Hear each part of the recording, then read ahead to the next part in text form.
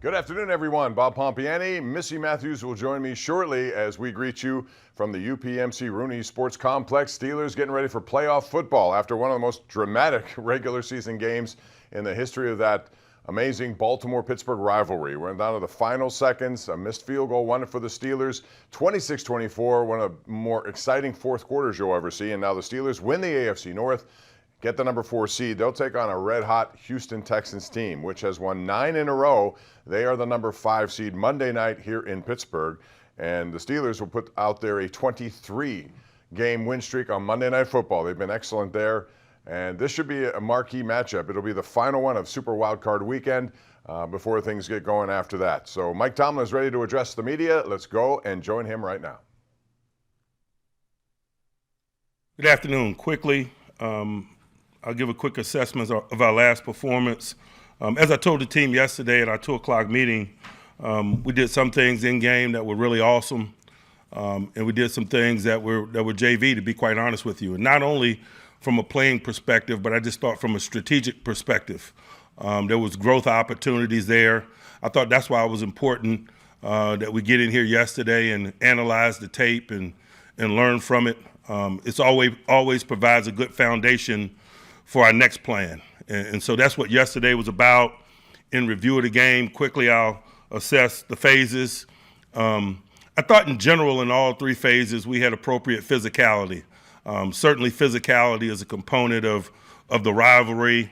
And I thought particularly as the game we're on, we had the necessary physicality to produce victory. In the special teams game, I thought penalties slowed our efforts. In the kickoff return, I thought we were really good from a field position perspective, but we had one ball out beyond the 40 that got negated by a penalty. We had a penalty on our punt team as well.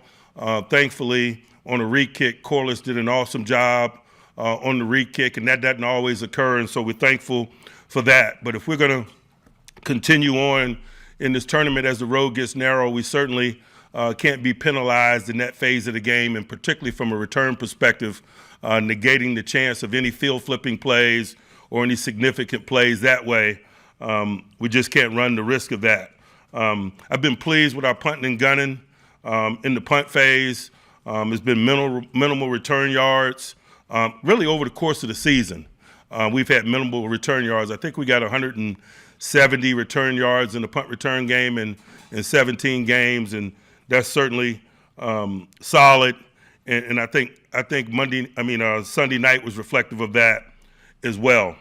On defense, I thought largely down in and down out, we did what we needed to do to minimize the impact of Derrick Henry. It certainly didn't start that way. He broke that big run early.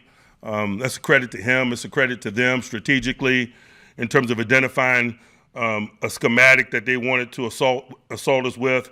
But I just thought down in and down out, we did what we needed to do schematically in terms of allocating our guys and planning the appropriate front structure. And I think in turn our guys did what was required of them. We put a lot on our men up front. We create one-on-ones with our bigs up front. We require our bigs to win those battles. And I just thought guys like Benton and Hayward and Harmon did a real nice job of winning those one-on-ones, shedding blocks and getting in on tackles, not giving him clean access to the second and third level, which oftentimes is a recipe for disaster when facing the big runner. We certainly took some schematic risk in an effort to minimize Lamar's talents in the game, and I think we suffered the consequences from that at times.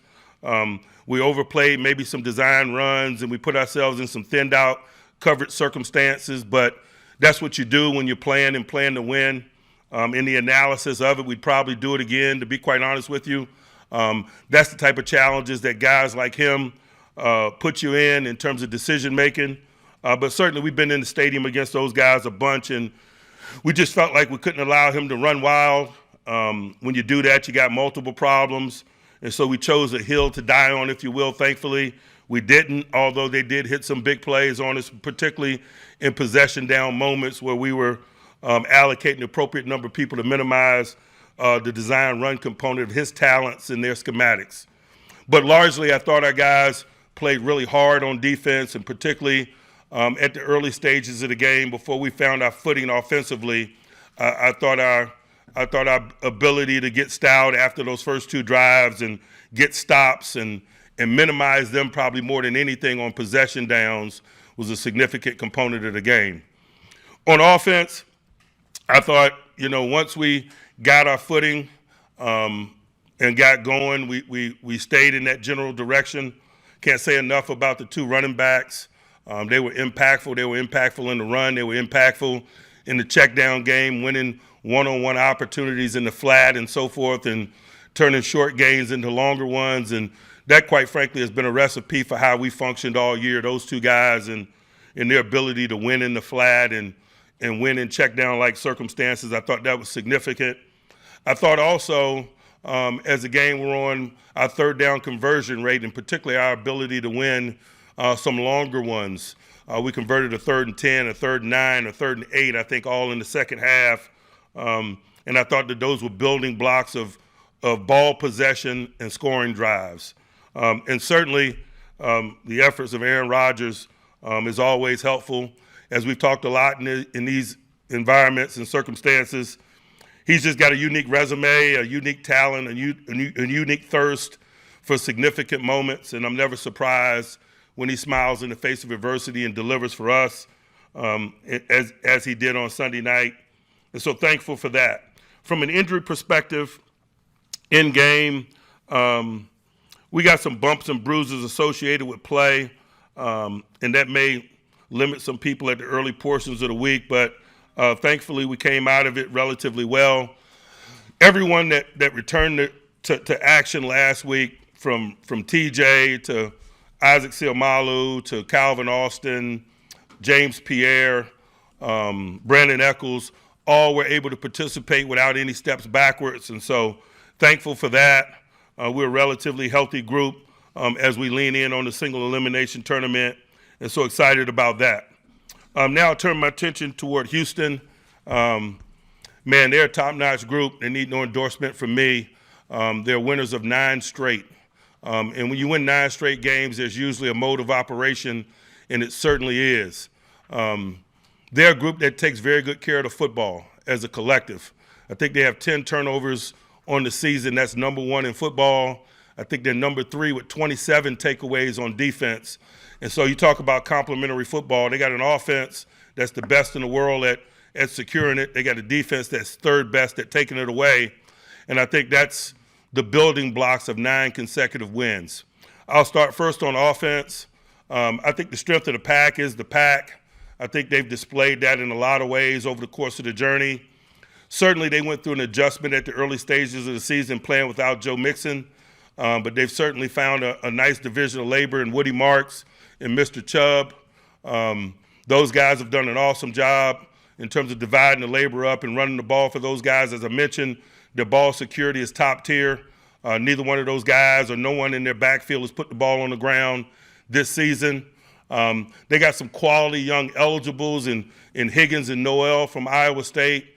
They've done a nice job of growing and evolving over the course of the season. There's certainly assets to their passing game and good supplements to Nico Collins. Collins is a big-time one-on-one playmaker. He's oftentimes on the backside of formations. You get in single high defensive structure. He's in one-on-ones with corners, and he wins a lot of them. He makes the big boy catches. He can run through traffic and run the in-breaking routes. He's good down the field on 50-50 balls. He certainly has our attention as we prepare. I think they've also displayed stability and depth at the quarterback position. Got a lot of respect for C.J. Stroud and his body of work and what he's been able to do in this league over a short period of time. But I'm also very respectful of the veteran presence that Davis Mills provides. I think he went 3-0 this year as a starter. He threw 5 touchdowns and 1 interception over the course of that span. And I just think that when you're able to absorb the negativity of playing without your quarterback and maintain your offensive rhythm and take care of the football, I just think that's an asset to a collective. And to be quite honest with you, I think that 3-game stretch that he had was really the catalyst for this 9-game stretch that they're on. And when they got CJ back, they've just taken off from there. And so we certainly have some challenges in that phase. They do a nice job strategically, particularly in situations of attacking tendencies. We got to be thoughtful about repetitive calls and situational calls. They do a really good job of strategy in those kind of moments. On the defensive side of the ball, they just got a kick butt unit. They do. They got a top flight edge tandem in Hunter and Anderson. They got a top flight corner tandem on the outside, and so they rush very well. They cover very well. They're not trying to split the atom schematically. They don't have to when you have corners and edge rushers like that. I'll start first with the edge rushers. Will Anderson and Hunter are simply the most dynamic edge rush tandem in the National Football League in 2025. They got 27 sacks between them. I think it's 12 for Anderson, 15 for Hunter. They're a formidable group. You could talk about the things that you need to do schematically to minimize them and all of that. It's nothing that they haven't seen. We better stay out of a bunch of one-dimensional passing circumstances, because if we're in those circumstances, we're going to be in trouble. And that's just the reality of it. They do a good job of being aggressive and combative in coverage. They got a really good secondary. Petrie, their safety / nickel, is very versatile, and he displays that versatility on the back end and in safety circumstances, and also in his ability to cover and blitz as a nickel. They got a real good linebacker tandem, man, that's highly active and productive. They minimize big plays. I was just looking at their statistical profile. They're top 5 in most statistical categories. Points, I think they're number 1 in yards per game. They're in the top 5 in rush defense and pass defense, scoring, yards. And so certainly they've been top tier and elite in just about all areas all year with that group. That group sets the pace for them. They play with great energy and emotion. They play well as a collective. They have an appetite for rising up in moments. It just seems like every week you're seeing game-changing and game-deciding plays from their defense in terms of closing close ball games out.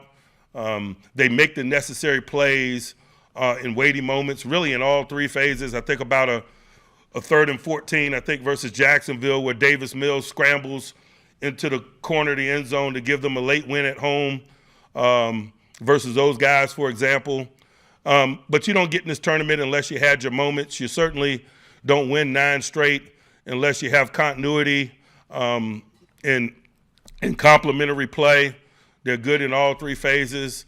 I think about D'Amico Ryans when I watched their tape and how he played the game, and I tip of the cap to him. I think the Houston Texans play collectively the way that he did. They're tough and smart. They play to win. They play with emotion, as I mentioned. And so, man, really excited. Don't take home playoff games for granted. Certainly don't take home Monday night playoff games for granted, man. It's an honor to be in this position, excited about it. But I and we show respect to that by training with an edge and preparing with great urgency. And I'm looking forward to a full week of doing so with our collective. Certainly awesome to have DK back. But we're not going to exhale and think that DK automatically, with his presence, is going to be a difference or the difference. Football is the ultimate team game. It's going to require great effort from all parties involved, but certainly excited about doing it with them. I'll pause and open it up for questions. Mike, what did you learn about your offense, if anything, without DK? I just think sometimes when you're lacking significant players, it's opportunities for others to show what they're capable of and to accelerate growth and development and cohesion in other areas. Adam Thielen, for example, is a new acquisition for us, and he made some significant plays for us in recent weeks, and that cohesion has probably been accelerated. Scotty Miller is a guy that's always ready to make plays for us. He's not always given an opportunity, but certainly in the 2 years that he's been here, man, he's been a credible playmaker when called upon. He's displayed some of that in some significant moments over the last several weeks as well. Again, as I've mentioned, our running backs have been a major component of our passing game in recent weeks. maybe not down the field, but their ability to turn short into longer has bridged the gap for us in a lot of ways. I think we lead the league in yards after catch as a collective for the season, and I think the running backs are central to that. And I think we all grow as strategists. I think as a collective, as a coaching staff, when you're faced with adversity, it's important that you pivot. There's an expiration date on adjustments, and certainly we had to make some adjustments. We felt the effects of it in Cleveland, but as I mentioned, in this setting, it was reasonable to expect us all to be better, the players themselves, us as strategists, and I think we displayed that. And so hopefully returning him to the fold, we get the benefits of all the things that I've just discussed, our adaptability, the growth of individuals, the growth of continuity and new individuals, and you couple that with his presence, hopefully we're all continually, collectively better. I know it's going to be required. How much of that, Mike, is Aaron Rodgers trusting in and believing all the other guys? Certainly relationships and trust and the ability to anticipate and work with others at the quarterback receiver combination is significant. And so it's not only, DK missing games, but he missed practices, and those balls go elsewhere daily in practice. And so certainly I'm sure there was some residual benefit in terms of him doing so, not only in the 2 games, but in the 2 weeks. Mike, you guys, the offense struggled against the Browns. You guys were putting the effort in to stop Myles Garrett as a pass rusher. Now you're dealing with 2 elite edge rushing threats. How do you guys make the plan work in pass protection while not while avoiding the pitfalls that hit you guys against the Browns in the offense? Let me be clear. I've mentioned this several times, but you guys don't seem to hear me. We didn't do anything uniquely against the Cleveland Browns from a protection standpoint that we don't always do when we play the Cleveland Browns. We did the same thing the first time we played Cleveland. We won the game. We scored more points. He had 0 sacks. And so there was no significant sea change. We certainly got a challenge this week because they have a formidable tandem. But as I mentioned, we better do a really good job of minimizing the amount we're in those one-dimensional circumstances. Do they move those 2 guys around a lot, or they tend to kind of be where they are? They move them around, but, they move one to one side, they move up the other one to the other side, and so it's still big issues. I guess partially where I was going with that is not just Cleveland, but like also Minnesota and Detroit are 2 other teams that you played against that are 2 of the few that have a higher sack total than yourselves and Houston. How did you feel collectively that your pass protection held up against those 3 teams? I think there's no price that you can put on rush. It's probably the most significant component of good defense collectively. I think that's why the edge rushers make what they make globally. They might be the highest paid position in our sport outside of quarterback. And so anytime you have a significant rush, it is a challenge for the opposing offensive unit. That's why we value top-end rushmen and depth at that position. I'm sure that's why some of the teams that you mentioned do as well.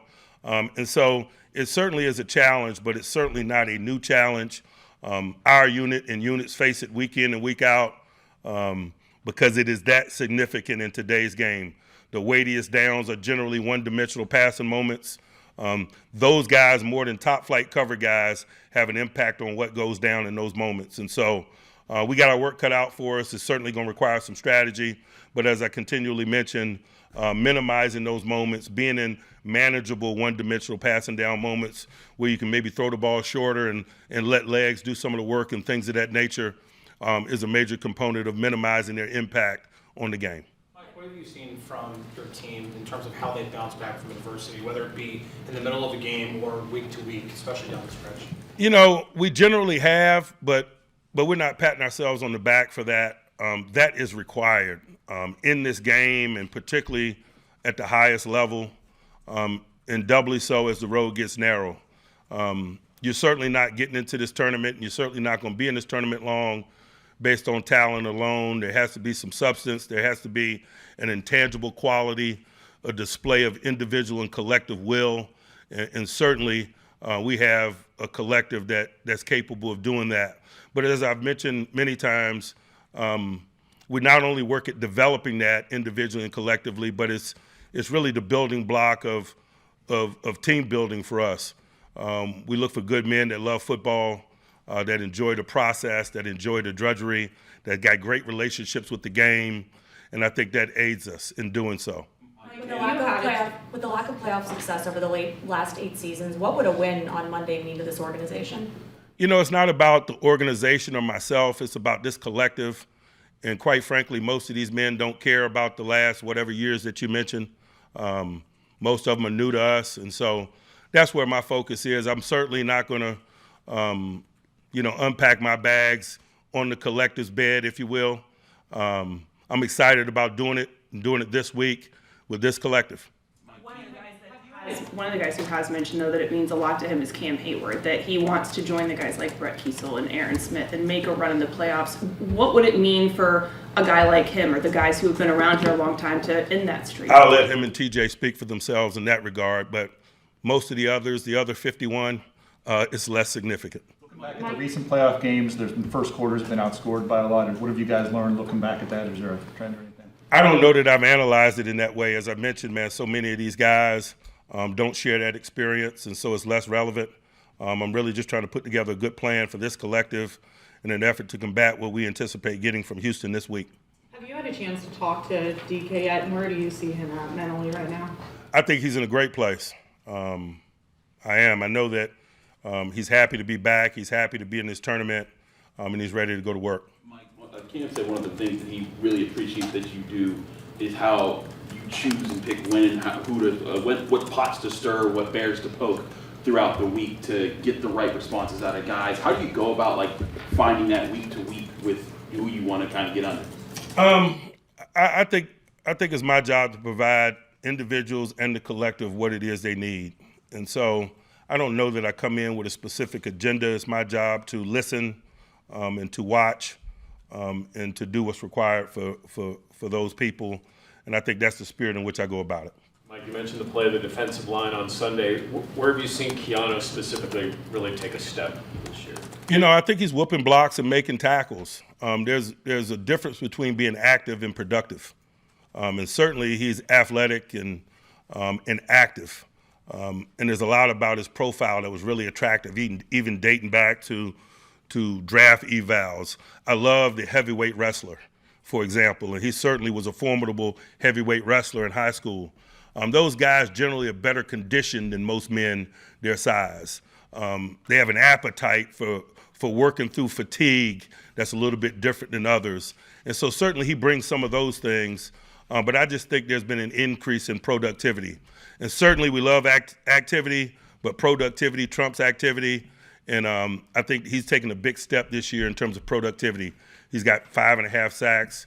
He's coming off blocks in the run game and winning. Shedding and tackling is a major component of run productivity. And I think his arrow pointed up for him in just about all areas of his game, which leads to more productivity. Mike, after the game, the cameras caught a cool moment between you and Aaron Rodgers at midfield. Just what's the importance of the head coach-quarterback relationship, and how has that relationship grown or evolved throughout this season? You know, it's very important because they're unique jobs. I think we got to be connected. There's a loneliness with leadership. There's a responsibility with leadership. And so I've just learned over the years to embrace that component of it, that we got to spend time together. We got to have an understanding, and certainly that's been a fun process with Aaron. It's been really fun because he has an appetite for it.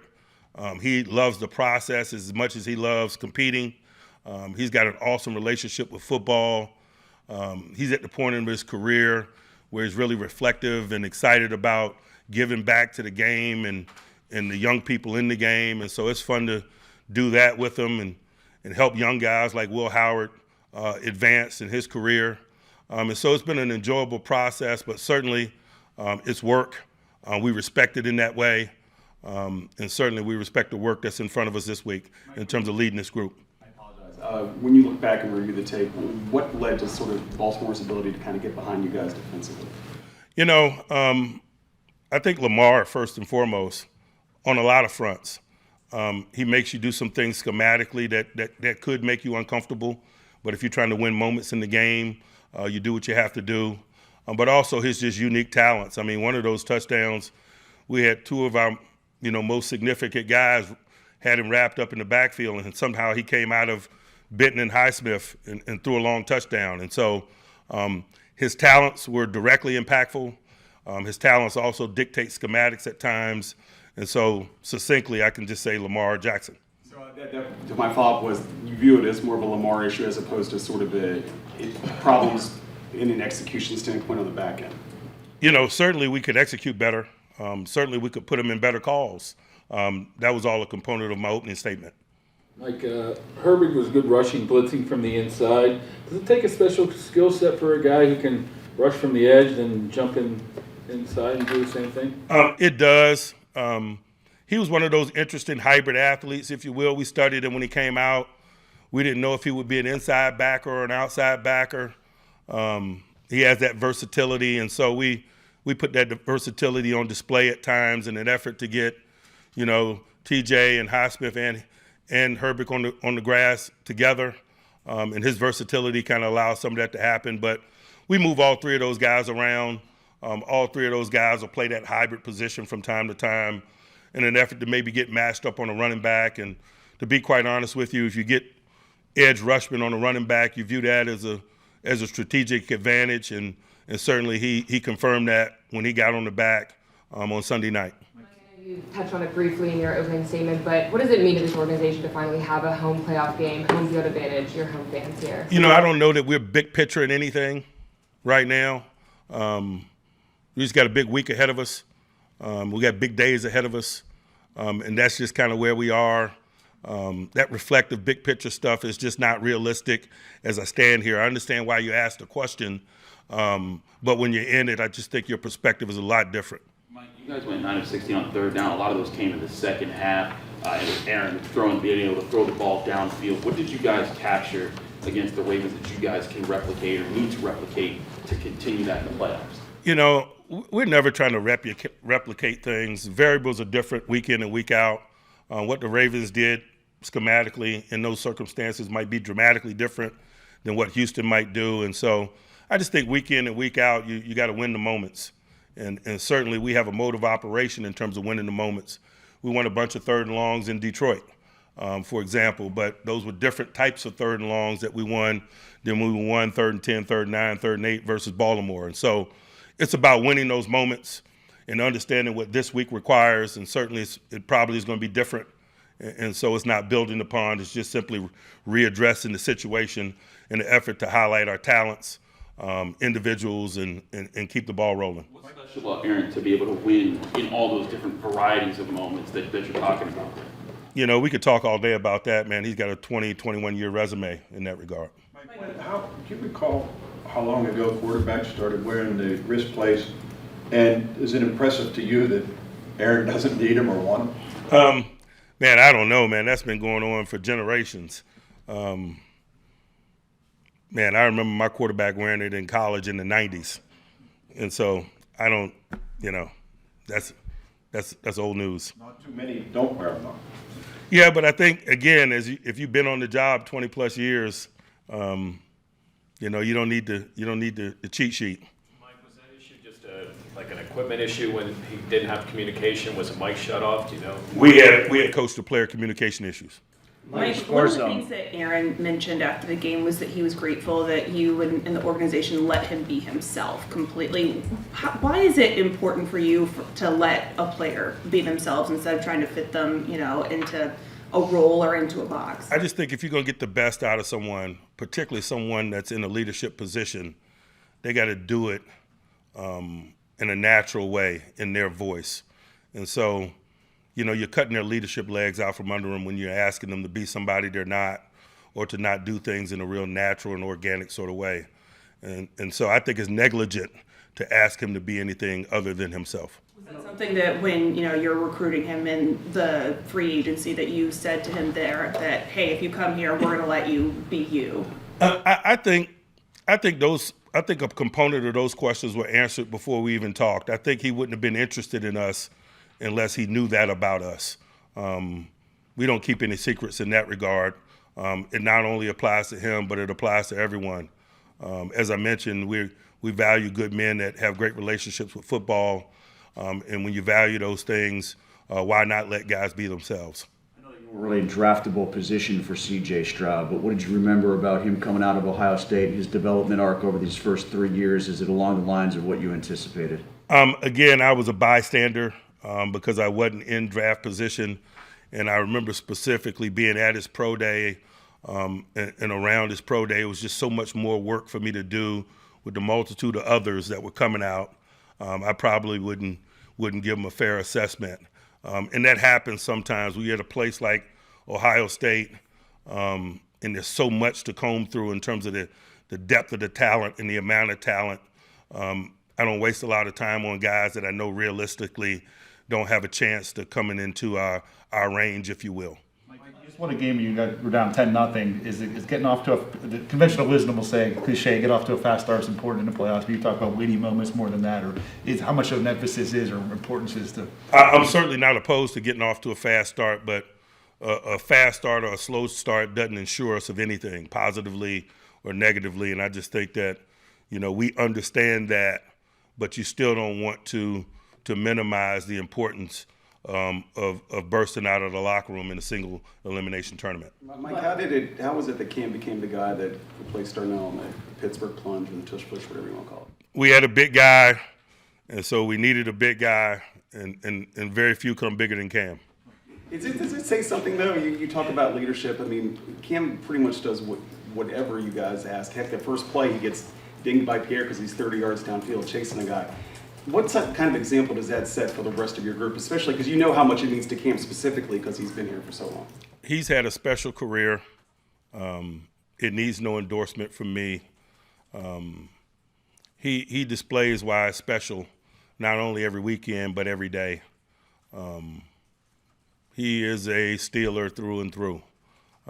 He just is. I just saw him a few minutes ago in there taking care of himself, getting ready for the week. He cares hard. He's got big shoulders. He wants the responsibility of leading. He got trained by some awesome men a football generation ago. I love having reunion weekends and seeing Cam's former teammates here. I love messing with him that way. But those guys those middle-aged guys, guys like Casey Hampton and Brett Kiesel and Aaron Smith, they view Cam's career with great pride because they were impactful in terms of his growth and development. And it's cool from their perspective to watch him do it with young guys like Derek Harmon and Y.A. Black, for example. You talked about your appreciation for NFL brothers like TJ, JJ, and Derek and the connections they have and how they push each other. What did you make of the first tush push? Connor was kind of mad at Cam because he's like, he got to me too early. I'll leave that between them. Connor wasn't so strong in game. He wanted me to relay the coaching point to his brother. But that's the nature of their relationship. Cam is the big brother. Mike, Jalen Warren might not be a household name. I mean, even in the old running back room, Kenny won the MVP. But what has he meant to this offense, Warren? His contributions have been immense, to be quite honest with you. He's highly competitive. He's tough. He's really consistent. As I've mentioned, he's good in the backfield. He's good out of the backfield in the passing game. I don't think it's a knock against him that Kenny won MVP. I think it was a totality of Kenny's contributions. Kenny is a significant contributor to special teams. He's returned kicks all year. He's been on kickoff team and other components of the units. And so it's more of a tip of the cap to Kenny than a slight to Jalen. Anyone else? All right. Thanks. That's head coach Mike Tomlin, Bob Pompiani back here with Missy Matthews, and it's on to the playoffs, and still a lot of very interesting things there, but DK Metcalf is back. Yes, good news for everybody. He spoke to the media yesterday. They had open locker room, and you could just see being back with his teammates, being able to go to meetings, doing all those things. Said it was very hard to watch the game, said even the second half of the Cleveland game, DK didn't watch. So he is back. Good for the Steelers offense, but as Coach Tomlin said, it's not something you just exhale, hey, DK's back, we're good. They still need to put in a good week's work. But it's nice to have a guy like that who has lots of postseason success. We'll talk about DK Metcalf's return, what it means, and the Houston Texans, winners of 9 in a row. We'll do that when we come back right here on KDKA Plus and Steeler Digital platforms. Thanks for joining us.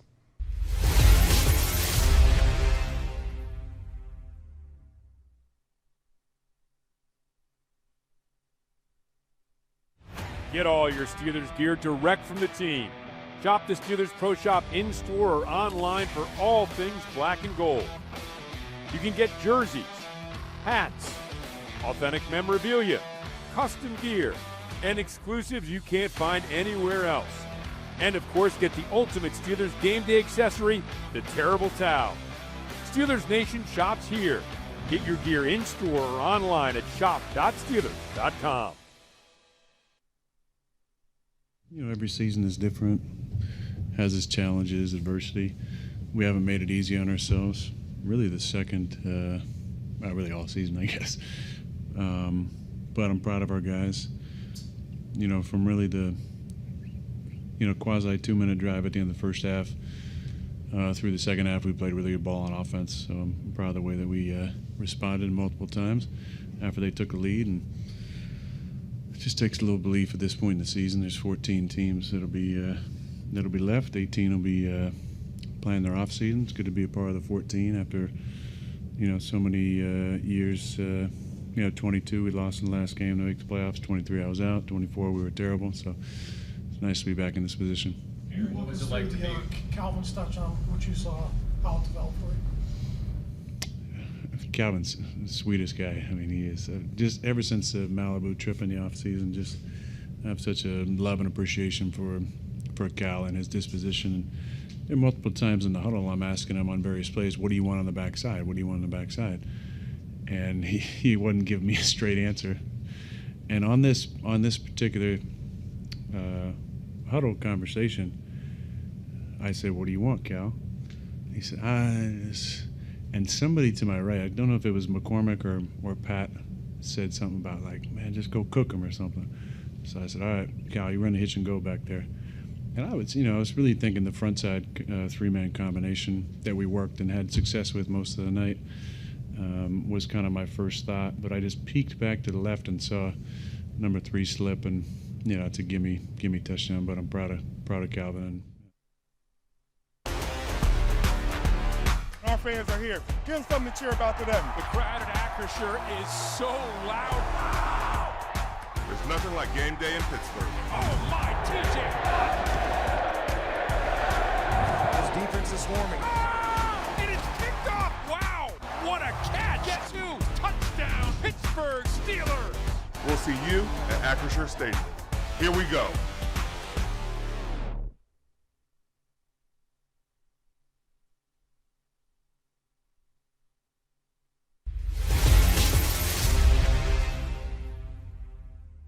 Certainly awesome to have DK back, but we're not going to exhale and think that DK automatically, with his presence, is going to be a difference or the difference. Football is the ultimate team game. It's going to require great effort from all parties involved, but certainly excited about doing it with him. I'll pause and open it up for questions. Mike, what did you learn about your offense, if anything, without DK? I just think sometimes when you're lacking significant players, it's opportunities for others to show what they're capable of and to accelerate growth and development and cohesion in other areas.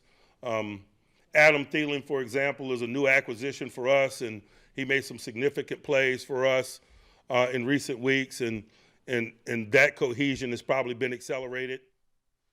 As Mike Tomlin talking about some of the other wide receivers who had to step up in the absence of DK Metcalf. Thielen made a very nice catch on a beautiful throw by Rodgers. You saw Marquez Valdez-Scantling score a touchdown earlier in the season, so those guys have contributed, but still, Missy, when you get a guy like DK Metcalf back, especially his postseason, he's had 4 games, 5 touchdowns, over 400 yards in the postseason. He knows how to make plays in big games. Yeah, I think especially, you start with the Cleveland game, first game that you did not have him, and a lot of it was execution, but it just felt like the Steelers didn't have an answer to not having DK and did a much better job in the Baltimore game. Obviously, that one had a lot on the line, but if you go back to the Week 14 game in Baltimore against the Ravens, that was the DK Aaron Rodgers show, and that is where they finally started stretching the field, getting some of those splash plays on offense. So you were kind of worried how would that work heading into round 2.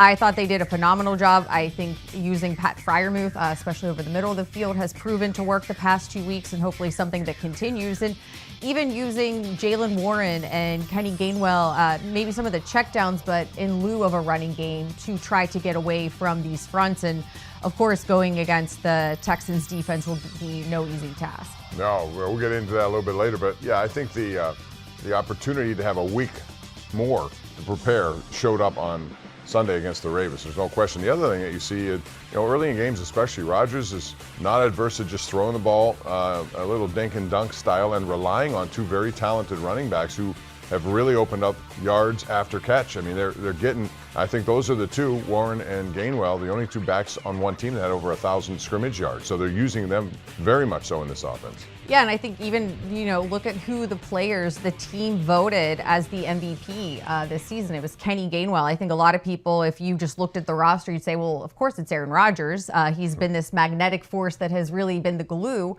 But for what Kenny's been able to do, not just on offense, but special teams, and that goes for Jalen Warren as well. Talking about Rodgers and Tomlin, the head coach quarterback combination. We'll get into that because Mike Tomlin talked about it when we come back right here on KDK Plus and Steeler digital platforms.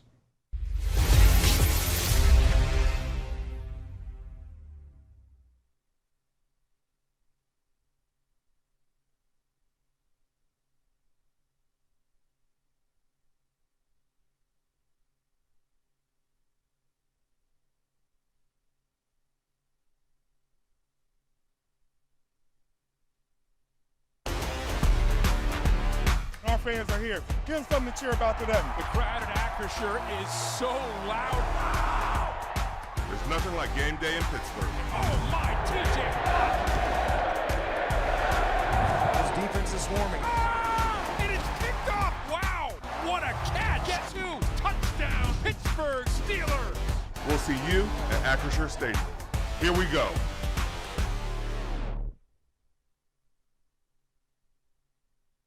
Been through so many battles with this Ravens team, and just about this battle in particular, and what you guys had to do to get off the mat after last week. We had to get off the mat today. Shoot, we shot ourselves in the foot a couple different times, and we did not play a perfect game by any means. But in different moments, the offense, defense, special teams all stepped up, and coming off of last week, I think the main thing we just said was, it's in our house, we have a chance, and you got to relish these moments. Can't go away from them. This is what we all been waiting for. Last year, the playoffs, going to Baltimore, we were really hurt by that. I remember me and TJ just sitting in the training room, just kind of scratching our heads. And to get out here this year and, play the same team, had some success in different ways, but it was a team performance. There's not a guy in that locker room that didn't step up in a different way, and we needed everybody today. Get all your Steelers gear direct from the team. Shop the Steelers Pro Shop in-store or online for all things black and gold. You can get jerseys, hats, authentic memorabilia, custom gear, and exclusives you can't find anywhere else. And of course, get the ultimate Steelers game day accessory, the Terrible Towel. Steelers Nation shops here. Get your gear in-store or online at shop.steelers.com.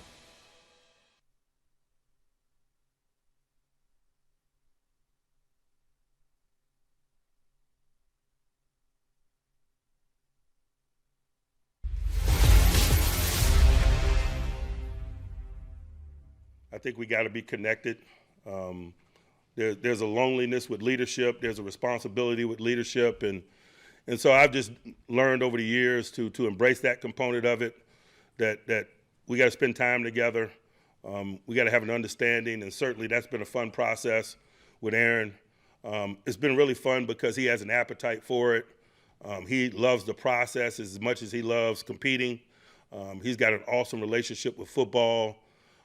He's at the point in his career where he's really reflective and excited about giving back to the game and the young people in the game. And so it's fun to do that with him. And Head coach, quarterback relationship, very important. Mike Tomlin over the years has had a good one with Ben Roethlisberger. It's resulted in a lot of numbers there. And now this one's different because it's the first year with Aaron Rodgers. But I think, Missy, you saw in that fourth quarter especially that when he wants to get and dial it up and take control of an offense, he can do it. And still, at his age, very productive with the mind and with the arm. Yeah, even D'Amico Ryans held a press conference yesterday and said, we are going against one of the best quarterbacks in terms of his mind and how he can read defenses and dissect you and get you to do things that you don't typically do. That is just how, he is. It was all through training camp, it felt like he wanted to have the offense down pat. He doesn't use an armband. He just wants to have all the information at all times. And I think you saw the relationship between Aaron Rodgers and Mike Tomlin that maybe was courted throughout the offseason, finally came to Pittsburgh in June after deciding he wanted to play another season. But after the game, thanking Coach Tomlin after the win over the Ravens for bringing him to Pittsburgh, and Coach like, hey, no, like, thank you for coming. And I think that was just a quick moment that was captured obviously by cameras and mics, but I think that says a lot about the relationship that they do have and the time they have spent together trying to make this thing go for both of their sakes. No question about it. And you saw that throw to Freiermuth. It was tremendous over the middle. And this, I remember last week when he was telling, or 2 weeks ago in Detroit, whenever it was, when he told Gainwell, go out wide and go deep. He has one of those abilities to just say, I detect this is what we're going to do. And you need to have that, especially in playoffs. That's the difference-making kind of element that we'll be seeing in this game. And I think quarterback-wise, as much as I like C.J. Stroud, I think the advantage goes to Aaron Rodgers. Yeah, you can't, pay the price for the experience that he has. It is the Tuesday film sessions that he has with all of the eligibles at his house. Just the attention to detail, the things that he expects not only of himself, but of the other guys on offense, especially when he changes plays at the line and whatnot. So it's definitely advantage Steelers in terms of that. So hopefully it's something they can take advantage of as they go against a very good defense. And while he doesn't move the way he used to, on that one play. That 20-yard run. That 20-yard run. I think he had more big plays running than Lamar Jackson did in that game. I had just saw this morning that was his longest run since 2018. So when need be, he can do it. He may have to do that a couple of times against this Texans defense because they come after you. They want to get you outside of the pocket. We'll talk about what they do well, and it's a lot. Coming up next right here as we continue on this Tomlin Tuesday.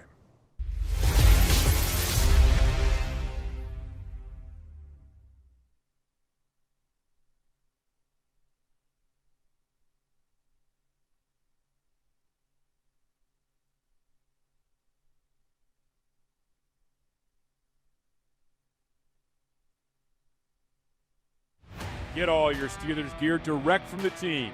Shop the Steelers Pro Shop in-store or online for all things black and gold.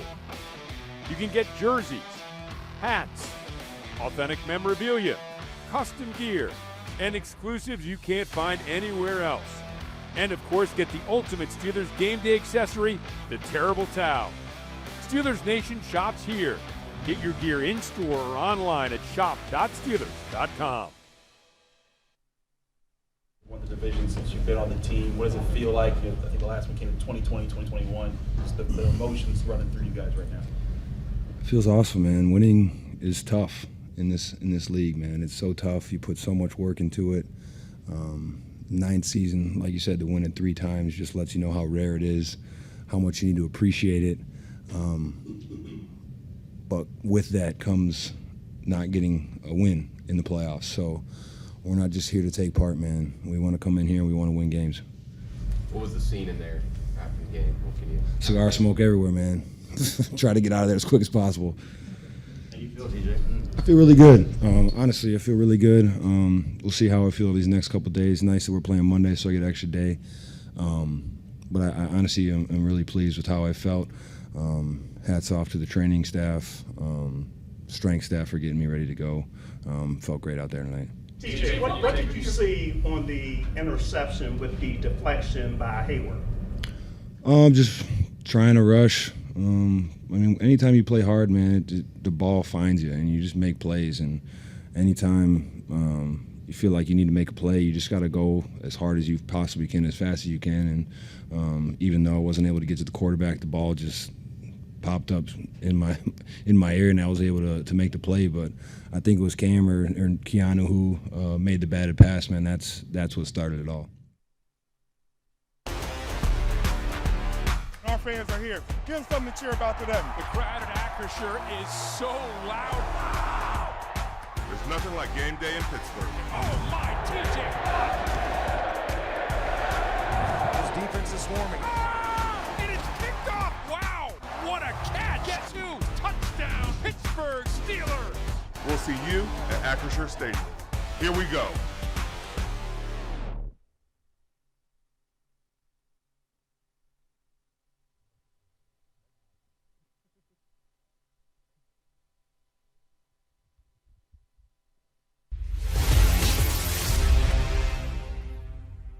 On the defensive side of the ball, they just got a kick butt unit. They do. They got a top flight edge tandem in Hunter and Anderson. They got a top flight corner tandem on the outside, and so they rush very well. They cover very well. They're not trying to split the atom schematically. They don't have to when you have corners and edge rushers like that. When the Houston Texans are on their game defensively, it's hard to move the ball. Watched the game earlier this year with Josh Allen. Got sacked 8 times. Thursday night game. I agree. I couldn't stop watching. Oh, he got hit like 15 times. They came after him, and if you do that to him, you can do it to anyone. So that's going to be, I think, number one focus. Missy, they have 2 guys combined with 27 sacks. They also have 19 interceptions as a group. It's one of those defenses where every level of it is good, and they have some star players. As you said, Anderson 12 sacks, Hunter has 15, and both of them either didn't play very much or got pulled at halftime of the last game against the Colts that you're seeing here to rest them, which, you know, is an advantage, something I think the Steelers would have been hopeful to do in terms of the Baltimore game. But yeah, no doubt that every level of that defense brings something in. I think, you know, even with DK and Stingley, what is going to be some of the matchups? And as you said, though, the edge rushers, that's where this young offensive line, other than Isaac Seumalo, has been playing so well. And I think especially during that Ravens game, you really saw them getting off blocks and whatnot. But this is going to be one to see how they can thrive in this type of situation. Yeah, and again, Aaron Rodgers has used the short passing game to his advantage. You may have to start out that way and just see what these guys do, because you don't want him, you know, deep drops. That's an invitation to get sacked and big losses too. So they can come at you pretty good. Be interesting to see how that matchup goes. Yeah, and I think, you know, Coach even said during his press conference a little bit earlier how the Texans play like their head coach. And just the physicality, and especially on defense, you really see that. Yeah, on offense, they can move the ball too. Stroud's one of those guys who can get away. He's elusive. He has Nico Collins. He's used him. He has a really good tight end in Dalton Schultz, I think he has 6 touchdowns. So they use him, and tight ends have given Steelers problems over the years. Yeah, and their run game too. And as you know, Coach was talking about the offense, the strength of the pack is the pack, and especially not, you know, turning the ball over, not getting sacked. That's something that has been a highlight, especially the last 3 games for C.J. Stroud during their 9-game win streaks. And Joe Mixon was their guy. He got injured, so now it's Mr. Chubb, as Mike Tomlin likes to refer to him still. But Woody Marks is their guy. They're relying on a 4th-round selection, a rookie. And he has 700 yards. He seems to be up for the task, but I think the Steelers can neutralize that up front. And that's going to be, with this line of scrimmage game, big on both sides. Yeah, it feels like every game, especially in this back half of the Steelers season, has come down to who's more physical, who can out-physical the other team at the line of scrimmage. And definitely something that will be interesting to see as, you know, the week rolls on and we get closer. Even though it's Monday night, it does feel like it's, you know, the anticipation is there for sure, especially since it's at home. Steelers are underdogs. They seem to like that role. We'll find out what happens on Monday night. Back with more right here on KDKA Plus and Steeler Digital platforms.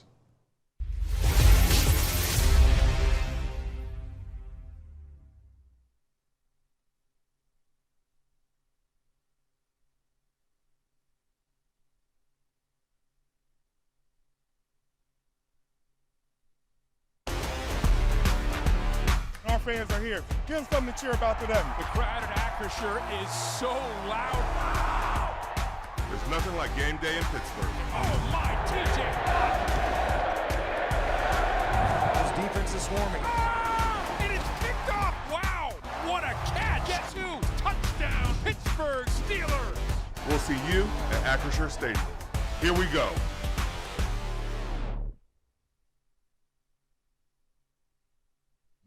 We had a lot of talented guys, a lot of capable guys. Proud of the way that we responded.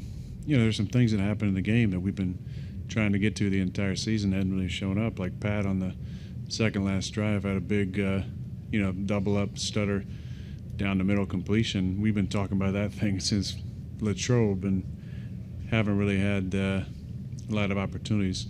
But he ran just an absolute beautiful route that kind of set us up. Then we had the craziness of the helmet conking out and the personnel groupings we had on the field and the wristband. I mean, it was chaos. But we got to a good call there on third down to run it in, and then the 2-minute drive. Started off with a nice, quick game completion, and I thought we were efficient and had a chance on third down to go to Cal, and he ran a good route, and we made it happen. You've had a lot of what was going on that goal to go with the timeout? I couldn't hear anything. In that situation, you can, because of the personnel we had on the field, we had big personnel on the field. I mean, Spence was in the game. There's not a whole lot of plays we can get to, that I can just call kind of off the cuff. We did it on the one, and I was thinking, this is way too important. We're down by 4 points. We need a touchdown here. Who cares about the timeouts at this point?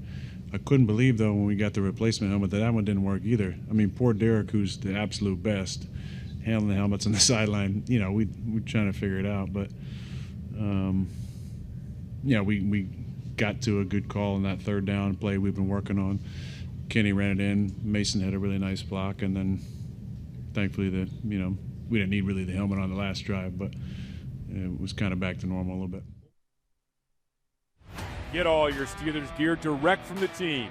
Shop the Steelers Pro Shop in-store or online for all things black and gold. You can get jerseys, hats, authentic memorabilia, custom gear, and exclusives you can't find anywhere else. And of course, get the ultimate Steelers game day accessory, the Terrible Towel. Steelers Nation shops here. Get your gear in-store or online at shop.steelers.com.